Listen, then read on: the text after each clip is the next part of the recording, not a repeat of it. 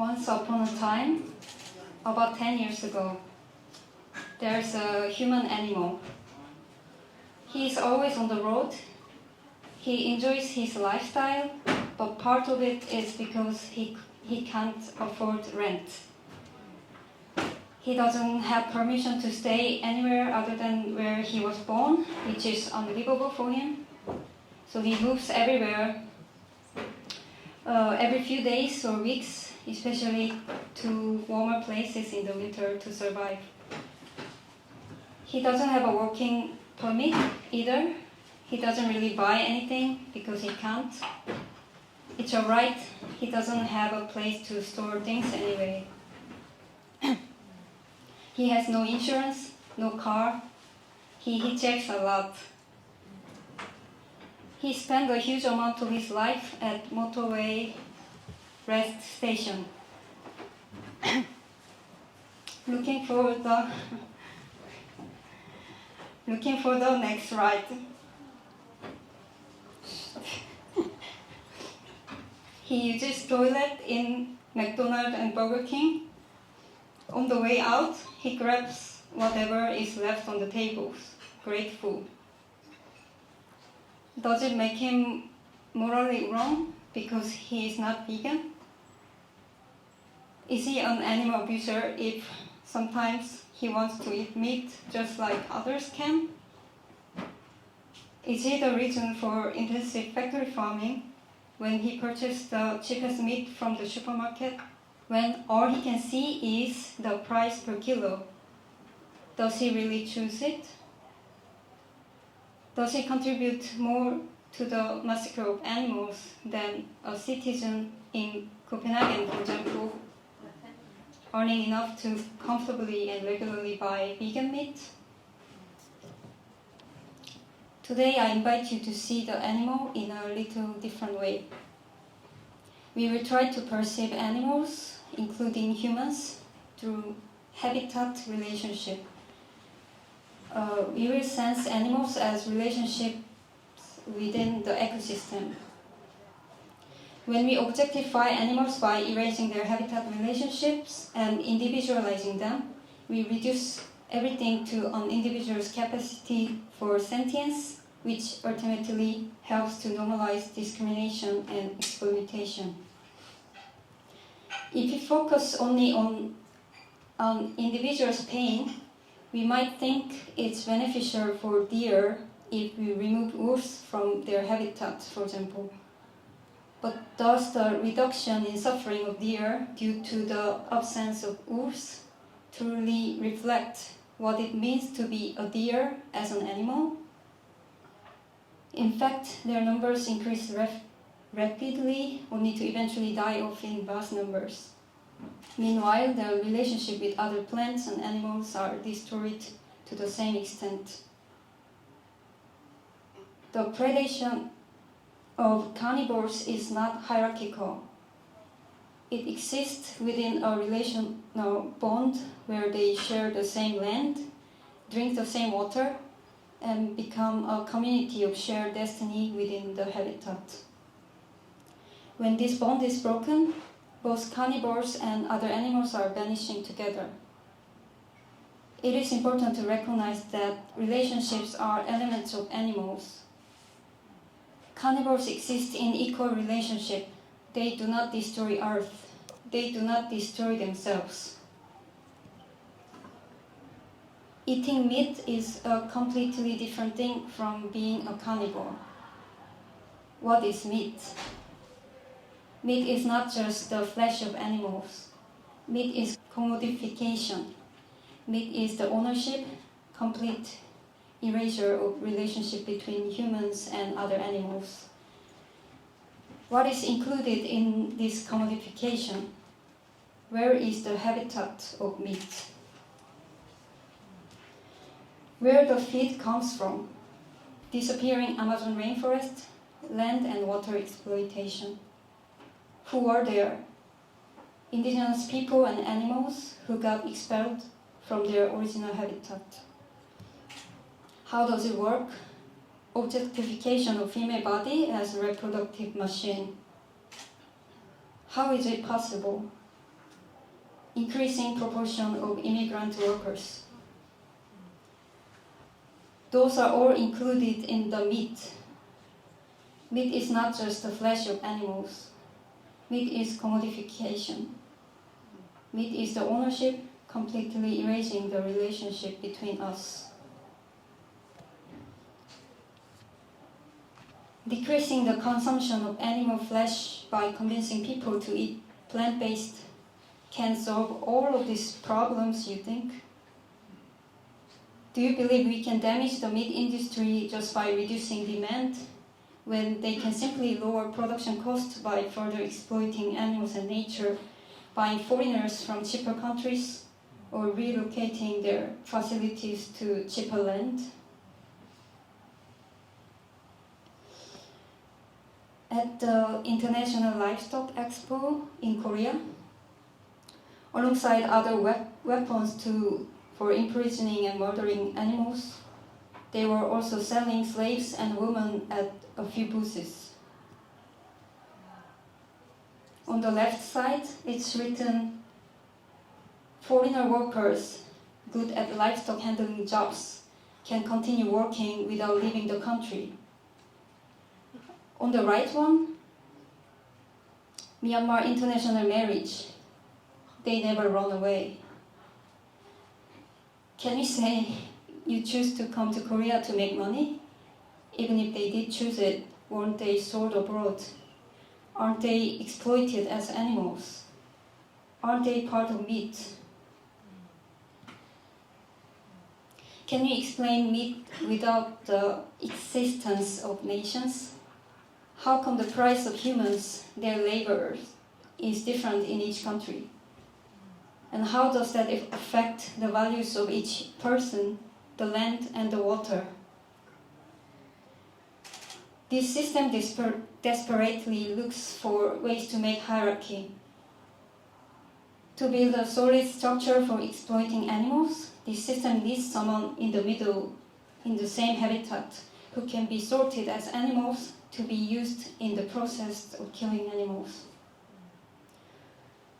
Women, queer, the poor, the disabled, and immigrants are not really humans. They are inferior. This system desperately looks for ways to make hierarchy. This system is the hierarchical violence itself. This is the meat.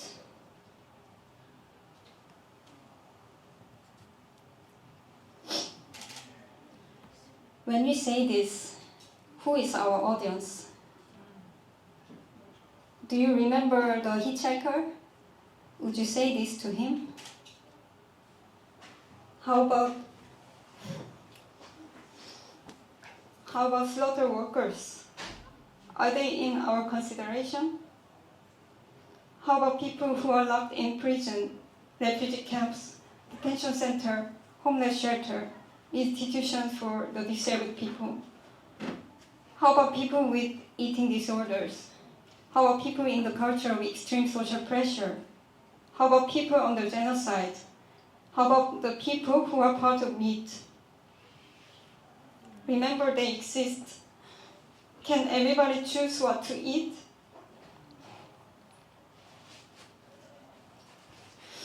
Does everybody have a kitchen and resources to cook? Does everybody have a home? Remember, we exist. Are those isolated cases, you think? Don't you remember seeing us around, or are you just disregarding us? Would you rather only talk to low-hanging fruits? Thank you.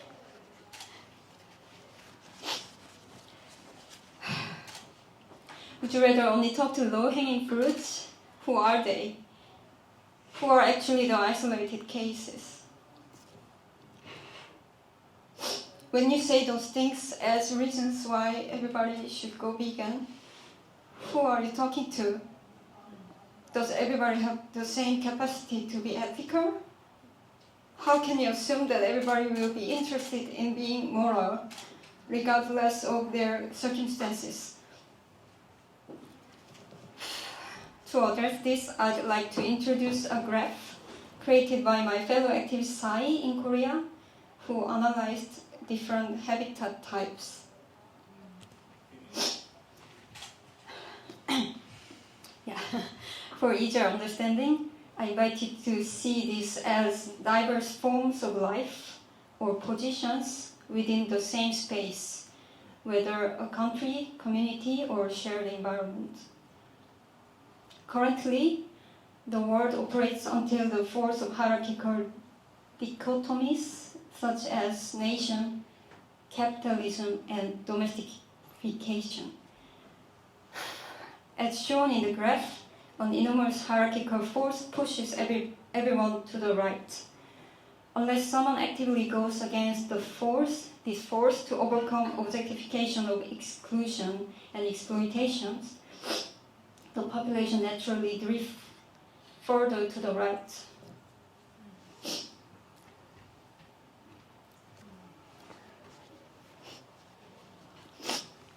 The habitat type with the largest population is normal citizens. For them, the most important value is popularity, what the majority are talking about. So they are oriented towards justifying the current system, which operates through hierarchical dichotomies.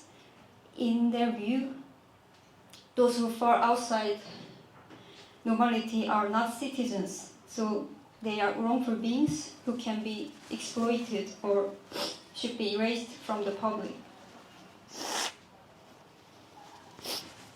Being in this position strengthens the empires as a result. Citizens in the exclusivity position support the current hierarchy itself. If the former represent the Democratic Party, then this one is the conservatives. For them as well, those outside the system are not citizens and should be removed. In terms of maintaining the system and strengthening the empire, the two are almost identical. Citizens of ethics are the average of all people. They are on the left side compared to the majority, but mechanical neutrality ultimately favors the right wings. In ethics, the two extremes are wrong, so they should be removed to eliminate conflict itself.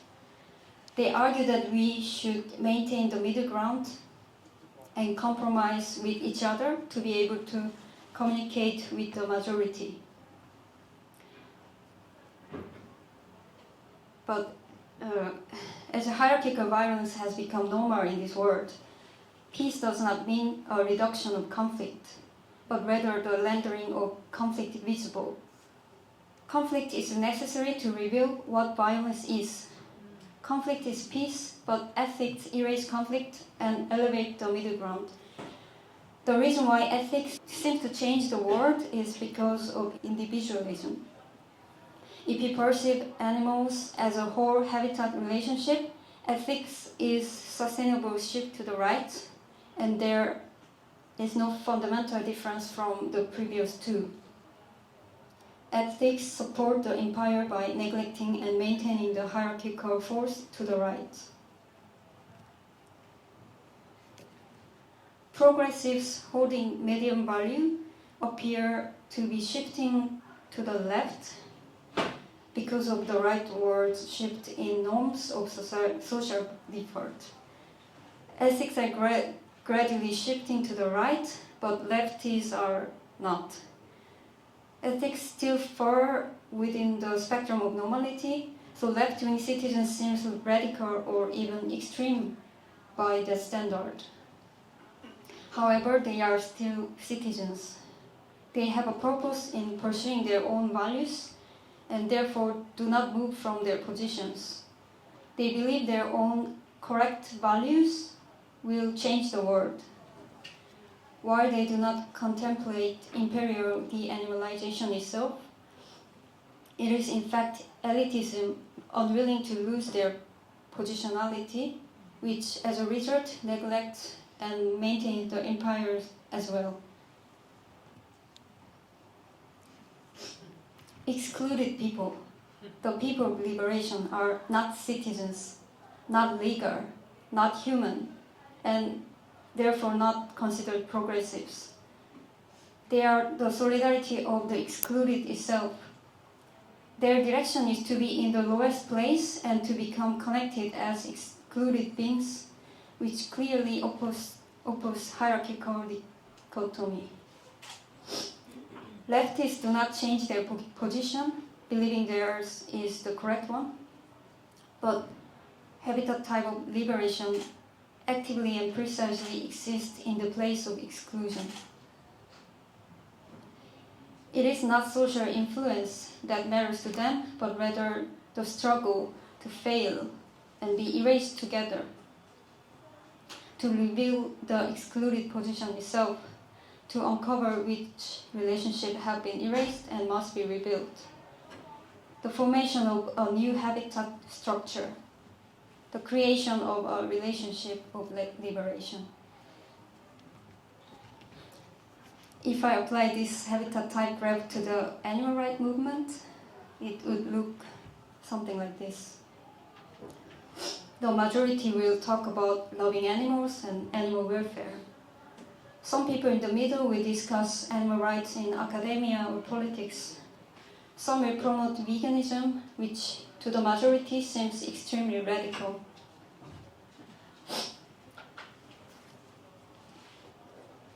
Until this point, though, their position is still citizens, the general public.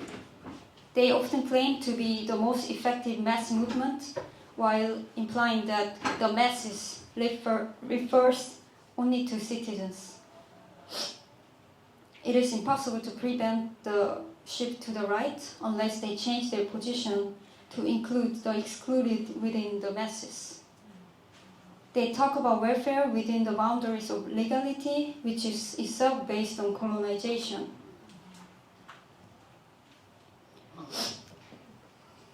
The principal agent of this movement is humans in human society, speaking about animal liberation from the position of citizens.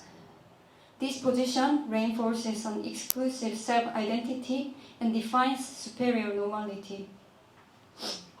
A normally superior existence necessarily involves more advanced objectification. They tend to focus on animals while refusing to even show solidarity with broader struggles. They want to remain vegan solely for non-human animals because it is easier to further strengthen their identity as ethically superior humans. Positioning our bodies in solidarity as animals is clearly distinguishable from the previous habitat. It begins with the acknowledgement that the principal agent of animal liberation is not human, but the relationship of animals. This is not the movement of citizens. We are not citizens. Contrary to the mainstream movement that excluded others, this habitat questions the qualification itself. Why are non-citizens, non-humans, not included in the general public? Who is general? Who is normal? Who are the low-hanging fruits? And what happens to the others? Liberation is expressed through our illegal bodies.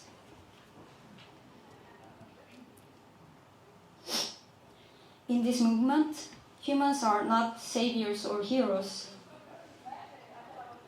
They are the preparators. The oppressed are already resisting until the end. We are in solidarity with them. It's not us who are the main agent. In the position of the perpetrator who can remain silent, getting to the very place concealed by nation and capitalism. In the oppression inside the new habitat, forming the relationship of liberation. It's the totally opposite direction of how the world is shaped by hierarchical force. It is the constant fight against domestication and de-animalisation rather than achieving outcomes. Instead of confirming self-identity as a vegan, the boundless relationship is our identity, so it's only expanding to be connected in solidarity with the excluded, the abnormal. This division in the vegan movement may seem like infighting or something negative, but there is no reason we have to be united as a vegan, nor is it possible, because we are simply living in a different habitat. It's about where we choose to position our body.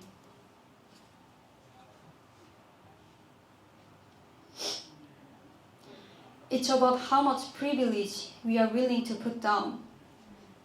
It's about where we want to be and who we want to be with from now on. It's about how we want to live our lives. Every movement has an excluded position. For example, this year the mainstream queer movement in Korea tried to draw a line between them and social pathologies like certain diseases such as AIDS and sex work or drug uses. So those who embody these realities had to boycott the annual queer parade by revealing their illegal bodies. Women's liberation organizations risk losing many contributors and supporters or being attacked by other feminist citizens simply for expressing solidarity with trans women or sex workers. It is a painful experience of falling outside the norms once again, even from alternative spaces or activist scene where people gather to create another world. Although being excluded doesn't necessarily mean we are isolated. When we recognize each other,